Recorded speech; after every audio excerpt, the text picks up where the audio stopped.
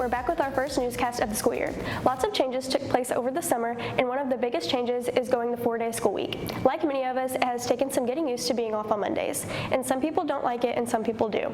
We took our cameras out to the hallways and asked what you think.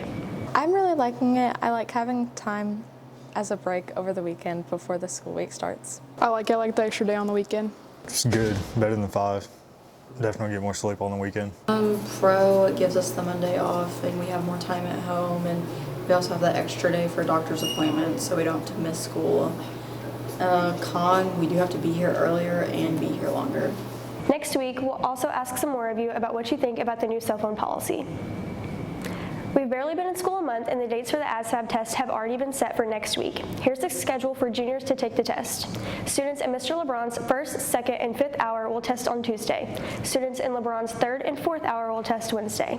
And Thursday will be LeBron's 7th hour and students from Miss Dixon's class. The test will be given in the library all 3 days from first to third hour. If you score a 30 or higher on the exam, you will get an extra absence, meaning you'll be allowed to miss 5 days instead of 4 to be exempt from finals. Any senior that has not had their CPR training done already will need to meet next week. You'll need to go to Coach Stobeck's room on Wednesday during 4th hour to get that finished. See your counselor if you have any questions.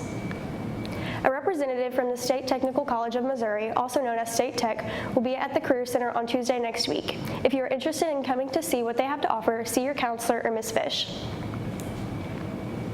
The date for Picture Day has been set for September 17th. A reminder that everyone, including seniors, has to have their picture taken even if you are not ordering any pictures.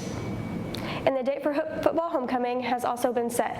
It will take place on October 10th at the game against Portageville. And speaking of football, it's time to kick it over to Corey for the weekend sports. Thank you, Addison. Varsity football kicked off last Friday for the first time in 2 years, and the Dons played Piggott here at home. The Dons dominated the first half of the game, and their first possession only took a couple plays to get the first touchdown with this 30-yard pass and run by Jacob Putman, who put the Dons up by 7 in less than a minute into the game. Later, none other than Devin Alfonso gets the pass and takes it all the way down into the end zone for a 58-yard TD. Towards the end of the first quarter, Jacob Putman completes the pass again and sprints down the field for a 60-yard touchdown. The play of the game, however, came when Piggott tried to pass the ball, but instead it went right to Jalen Young, who intercepted it and got the pick 6. Piggott would make a run in the second half, but the Dons went on to win their game 46-36, making it the first win for the Dons in 4 years. Last night they played Saxon Lutheran, and here's the score of that game. On to softball. The softball team took home 3rd place in the tournament over Jackson last weekend. They started playing in the Notre Dame Softball Fest yesterday and had 2 games against Kelly and Notre Dame. Here's the scores from those games. They have 2 more games to play this afternoon against Timberland and St. Pius. The volleyball team had 2 matches this week, starting with East Prairie on Tuesday. The Nonettes unfortunately lost that match, but the first 2 sets were hard-fought ones, with East Prairie winning both by just a score of 25-19. Last night they traveled to Twin Rivers, and here's the results from that match. They will have their first home match on Tuesday. The cross-country team also had their first meet of the year. They made the trip to Peck Ranch in Winona on Wednesday. It was a good day on the girls' side. Mila Scrimsher led the pack and came in first place for the Donettes. Aubrey Shepard placed 6th, Kennedy McGonigal 7th, Haley Epps 15th, and Gracie Wellington rounded it out with 16th. They will have another meet tomorrow at Dexter. And finally, the baseball team will start their fall season this afternoon at the Woodbat Tournament.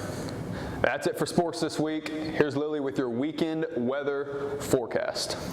It's going to be a nice weekend for us. Saturday will be partly cloudy in the morning with more sun in the afternoon. The high will reach a comfortable 80 degrees. Sunday will be a little warmer and mostly sunny. The high will top out at 83. And that's our newscast for this week. Thanks for watching and have a great weekend.